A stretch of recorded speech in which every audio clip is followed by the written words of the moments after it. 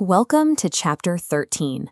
Up to this point in our journey, we have focused heavily on what artificial intelligence can do. But now we have to shift our focus to what it should do, who it affects, and who is responsible when it causes harm. We are starting right at the foundation with Section 1, the stakes, why AI ethics matters. Here is exactly how we will map out those stakes. We start with 1.1, what we mean by AI ethics. Then 1.2, why a beginner should care. Next, 1.3 covers the principles almost everyone agrees on. And finally, 1.4 explores why AI makes ethics harder. Let's jump into Section 1.1. Ethics is the process of thinking carefully about right and wrong. AI ethics applies that exact same scrutiny to the artificial intelligence systems operating right now. While science fiction often focuses on the threat of future machines, the urgent ethical problems are happening today. We are already using automated systems to decide who gets a bank loan, how medical tools support patient care, and which resumes a corporate recruiter sees first. A useful way to understand this is to look at how these systems are built. Every AI model sits on top of a stack of human choices. People have to decide what problem the AI solves, what data it learns from, how we measure success, where the system is deployed, and who is accountable if something goes wrong. These choices encode human values directly into the math. When an algorithm ranks job applicants, it uses specific data points and success metrics to define what a good candidate looks like. Modern machine learning finds patterns in massive amounts of past data instead of following strict rules written directly by a programmer. Because of that, ethical flaws rarely look like one obvious bad line of code. Instead, bias disperses across the entire network of training data and system goals. The purpose of AI ethics is to force all of these hidden human choices into the light, so we can verify if they are fair, safe, and accountable. Section 1.2 explores why a beginner should care. Automated decisions already affect the lives of ordinary citizens, often running in the background of our daily routines. This diagram illustrates how invisible automated decisions touch a single ordinary day.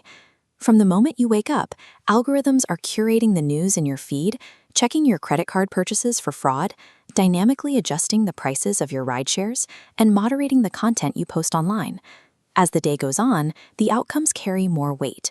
These same background processes might quietly flag a medical insurance claim for denial or influence the interest rate you are offered on a bank loan, all without a human ever reviewing your file. Understanding these mechanisms empowers you. When you know a system can be biased and that you have the right to ask how a decision was made, you stop being a passive target and start holding the system accountable. Professionals in fields like healthcare, criminal justice, and business now work alongside these outputs every day. For these workers, knowing when to trust a machine's recommendation and when to insist on human review has become a vital job skill. To build that trust, we move to Section 1.3, the principles almost everyone agrees on. Because AI touches so many industries, global organizations rely on a shared framework of 5 core principles to govern it. The first is fairness. An AI system should not systematically advantage or disadvantage people based on traits like race, gender, or age. It is a simple concept to state, but incredibly difficult to define mathematically and guarantee in the real world. The second is transparency and explainability. People deserve to know when an AI is involved and why it made a specific decision. When a model becomes so complex that even its creators cannot decipher how it reached a conclusion, we call it a black box.